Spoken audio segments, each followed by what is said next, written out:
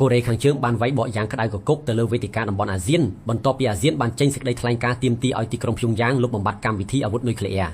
លោកស្រីគីមយូជុងប្អូនស្រីដ៏មានឥទ្ធិពលរបស់មេដឹកនាំកូរ៉េខាងជើងបានច្រានចោលការអំពាវនាវនេះដោយហៅការទាមទាររបស់អាស៊ានថាជារឿងល្ងងខ្លៅនិងយល់សប្តិទាំងកណ្ដាលថ្ងៃថែមទាំងបានប្រមាថអាស៊ានថាជាឧបករណ៍បំពងសម្លេងស៊ីឈ្នួលរបស់អាមេរិកទៀតផង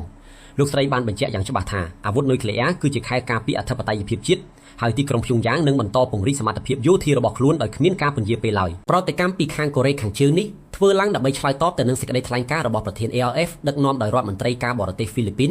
លោកស្រី Teresa Pilazaro ដែលបានសម្ដែងក្តីព្រួយបារម្ភយ៉ាងខ្លាំងចំពោះការអភិវឌ្ឍអាវុធនុយក្លេអ៊ែរនិងមីស៊ីបាឡីស្ទិករបស់ព្យុងយ៉ាងដោយចាត់ទុកថាជាការបំពានលើទណ្ឌកម្មរបស់អង្គការសហប្រជាជាតិនិងគំរាមកំហែងដល់សន្តិភាពក្នុងតំបន់ជុំវិញភាពតានតឹងនេះប្រទេសរុស្ស៊ីតាមរយៈរដ្ឋមន្ត្រីការបរទេសលោក Sergei Lavrov បានចេញមុខការពីកូរ៉េខាងជើងដោយអះអាងថាទីក្រុងព្យុងយ៉ាងគ្មានជំរឿអ្វីផ្សេងក្រៅពីពឹងផ្អែកលើអាវុធនុយក្លេអ៊ែរដើម្បីការពារខ្លួននោះឡើយ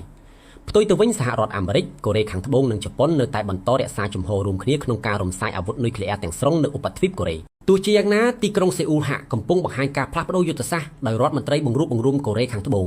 លោកឆុងដុងយុងបានថ្លែងថាកូរ៉េខាងត្បូងលែងចាត់ទុកការលុបបំបាត់អាវុធនុយក្លេអ៊ែរជាគោលដៅបន្ទាន់ទៀតហើយតែបានងាកមកផ្ដោតលើយុទ្ធសាស្ត្រសន្តិភាពជាចម្បងតាមរយៈការពិភាក្សាលើការគ្រប់គ្រងសពាវុធវិញគូបញ្ជាក់ផងដែរថាកូរ៉េខាងជើងបានផ្អាកការបញ្ជូនតំណាងឲ្យចូលរួមក្នុងវេទិកាតំបន់អាស៊ាននេះចាប់តាំងពីឆ្នាំ2024មកម្លេះ